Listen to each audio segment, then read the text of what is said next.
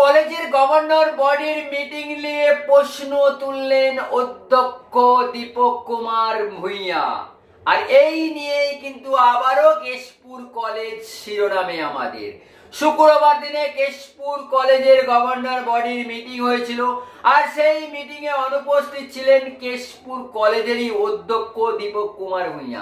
কেন অনুপস্থিত ছিলেন?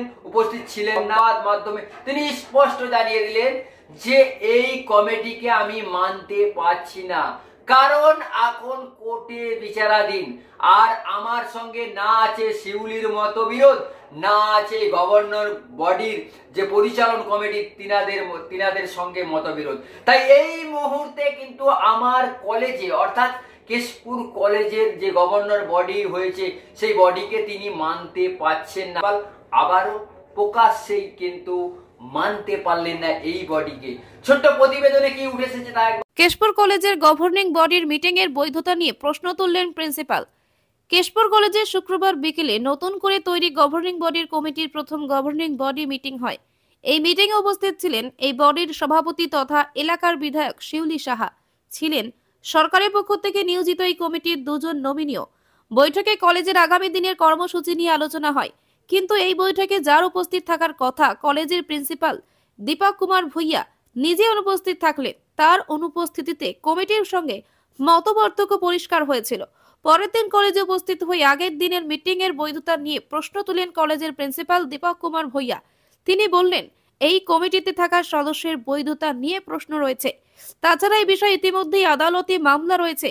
এই ধরনের মিটিং করা যায় না, তাই বিচারাধীন বিষয় বলেই আমি মিটিং এ অনুপস্থিত ছিলাম। এই মিটিং বৈধ নয়। যে গভর্নিং মিটিং প্রিন্সিপালই ডাকতে পারে, প্রিন্সিপালেরই গভর্নিং বডির মিটিং ডাকেন। গভর্নিং বডিতে government nominee, university nominee, teacher representative, non teaching representative এবং স্টুডেন্ট নিয়ে গভর্নিং বডি তৈরি হয়। সেই গভর্নিং বডির মিটিং প্রিন্সিপাল ডাকেন। কিন্তু আপনাকে তো যিনি বিধায়ক কেশপুরে তিনি তো মিটিং ডাকতে বলেছেন, যিনি গভর্নর বডিতে আছে, আপনি ডাকেন। এই প্রেসিডেন্ট হিসাবে যে গভর্নিং বডির নতুন একটা চিঠি এসছে, ওই চিঠিটার এগেনস্টে যারা এক্সিস্টিং মেম্বার আছে তাদের আয়ু, যেহেতু আমাদের টেনিওর অফ গভর্নিং বডি সেটা এক্সটেন্ড করে 31শে ডিসেম্বর পর্যন্ত আছে, সেই জন্য তারা অ্যাগ্রিড হয়ে এই যে গভর্নমেন্টের এই চিঠিটার এগেনস্টে হাইকোর্টে কেস করেছে। হাইকোর্টে কেস আছে, তো সেই কেসটা এখনও ডিসপোজাল হয়নি। তা সেই জন্য যেহেতু ম্যাটারটা সাবজুডিস, প্রিন্সিপাল ইন্টারফেয়ার করতে পারে না। কোনো সাবজুডিশিয়াল ম্যাটারকে প্রিন্সিপাল ওয়ান সাইড এটা ভ্যালিডিটি দিতে পারবে না। সেই জন্য আমি খুব জরুরি কাজে কলেজের 8-10 জন ছাত্র পরীক্ষা দিতে পারছিল না, আমি সেই জন্য তারা এখানে এসে কান্নাকাটি করতে, আমি তাদের জন্যই সেই সময় বিশ্ববিদ্যালয়ে যেতে বাধ্য হয়েছি, যে যাতে তারা এই সেকেন্ড সেমিস্টার পরীক্ষাটা দিতে পারে। কারণ সেকেন্ড সেমিস্টার পরীক্ষা খুব শীঘ্রই 20 তারিখ থেকে শুরু হওয়ার কথা, রুটিন দিয়ে দিয়েছে। কলেজে তাদের রোল নাম্বার চলে গেছে, সেইগুলোকে ইনক্লুড করার জন্য আমি গিয়েছিলাম। এবং আমি এই যে ম্যাটারটা সাবজুডিস, আমি মিটিংয়ে থাকতে পারবো না, সেটাও কিন্তু আমি বিধায়ক ওনাকে আমি আগের দিন, যিনি বডিতে আছেন আগে, ওনাকে পাঠিয়েছিলাম। উনি বলছেন তো আমার ফোনটা পর্যন্ত তুলেনি। আজকে আমি ফোন করেছিলাম যখন, তখন আমি ইউনিভার্সিটি কাজে ব্যস্ত ছিলাম, মানে সাইলেন্ট করা ছিল, পরে দেখেছি। আপনি কোথায় এই কালকের মিটিংটা একটু এড়িয়ে গেলেন মনে হচ্ছে না? এড়িয়ে গেলাম যেহেতু ম্যাটার সাবজুডিস, সেই জন্য আমি ওনাকে জানিয়েছিলাম যে এই সাবজুডিস ম্যাটারে প্রিন্সিপাল কখনো ইন্টারফেয়ার করতে পারবে না, তাহলে বিচার ব্যবস্থার উপর হস্তক্ষেপ হয়ে যাবে। সেই জন্যই আমি অ্যাভয়েড করেছিলাম। আমি ডাইরেক্টলি বলেছিলাম যে এই সাবজুডিস ম্যাটারে আমি থাকতে পারবো না।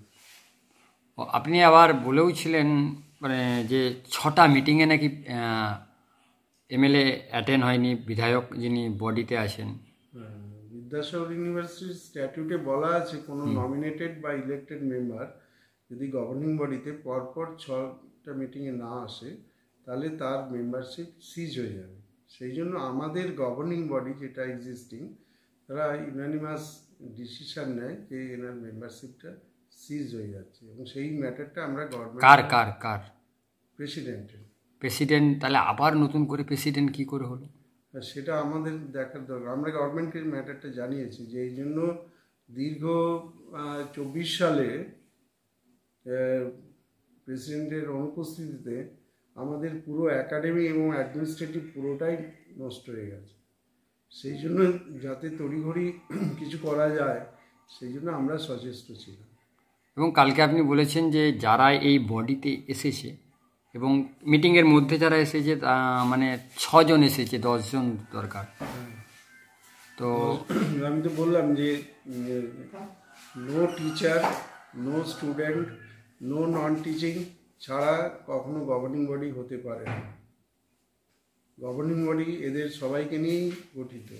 এই 6 জন হচ্ছে নমিনেটেড মেম্বার, আর যেগুলো কলেজের মধ্যকার অভ্যন্তরীণ যে সমস্ত মেম্বার তাদের তো ডাকা হয়নি। তাহলে এটা তো গভর্নিং বডির মিটিং কি করে বলবো আমি? 6 নেই, ওরকম কোনো স্ট্যাটিউটারি প্রভিশনও নেই, কোনো গভর্নমেন্ট অর্ডার নেই যে নমিনেটেড লোকেরা কলেজের আদার কোনো লোককে নমিনেট বা সিলেক্টেড করতে পারবে, এরকম কোনো নিয়ম নেই। এই পুরো সমস্ত এটা কমপ্লিট হলে তখন গভর্নিং বডি তৈরি হয়। সেই গভর্নিং বডি তৈরি করার জন্য প্রিন্সিপালকে এম্পাওয়ার করা আছে, যে প্রিন্সিপাল হচ্ছে টিচারদের মধ্যে প্রতিনিধি ঠিক করবেন, নন টিচিংদের মধ্যে প্রতিনিধি ঠিক করবেন, স্টুডেন্টদের মধ্যে প্রতিনিধি ঠিক করবেন। এটা প্রিন্সিপালস ডিসক্রিশন, প্রিন্সিপালস পাওয়ার, সেটা স্ট্যাটিউটে দেওয়া আছে, অন্য কেউ এটা স্ন্যাচ করতে পারবে না। কালকে কিন্তু সংবাদ মাধ্যমের মুখোমুখি মন্ত্রী শিউলি শাহ বলেছেন প্রিন্সিপালের একান্তই এই কলেজ নিয়ে মানে সহযোগিতা দরকার। এই যে আজকে আমরা মিটিং করলাম, হয়তো প্রিন্সিপাল কোনো এতে বেরিয়ে গেছেন, তেনার কাজে কিন্তু সহযোগিতা দরকার, প্রিন্সিপাল না এলে হবে না, তিনি বলেছেন। প্রিন্সিপাল যেহেতু প্রিন্সিপাল ছাড়া হবে না। আমরাও শিউলি শাহের সঙ্গে তো আমার কোনো ব্যক্তিগত বিরোধ নেই, বা ওনারা যে সমস্ত মেম্বাররা হয়ে এসছেন সবাইকেই আমি খুব ভালোভাবে চিনি এবং তাদের সঙ্গে আমার কোনো বিরোধ নেই। তারা আসলেও আমার কোনো ক্ষতি হবে না, কিন্তু নিয়মটা মেনে চলতে হবে আমাকে। নিয়মের বাইরে বা ঊর্ধ্বে আমি কিছু কাজ করতে পারবো না। মানে আপনি কালকে যে মিটিং হলো ওটাকে মানতে পারছেন না?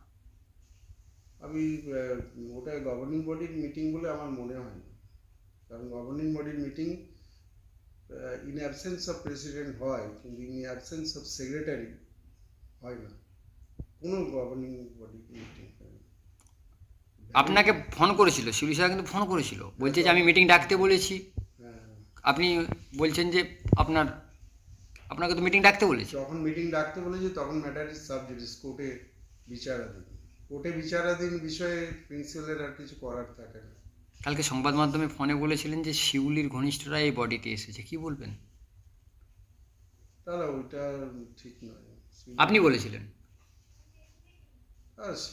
ওটা হয়তো আমি কথাটা উইথড্র করতে চাইছি। শিউলির ঘনিষ্ঠরা না, নামগুলো কিভাবে এসছে আমি জানি না।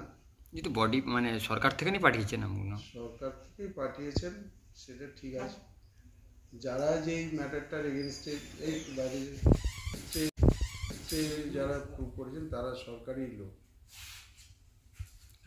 যেহেতু কোর্টে এইটা আছে, আপনি সেটা সেটা আমি কোনো পার্সোনালিটি করতে পারি না। চারটায় মানে হয়ে যাবে, নাল অ্যান্ড হোয়াইট হয়ে যাবে, এবং সেটা প্রিন্সিপাল পারবে না। প্রিন্সিপাল হচ্ছে আইনের ধারক বাহক, তিনি যদি আইনটা না মানেন তাহলে কে মানবে? সেটা হতেই পারে। উনি আসুন, কাজ করুন।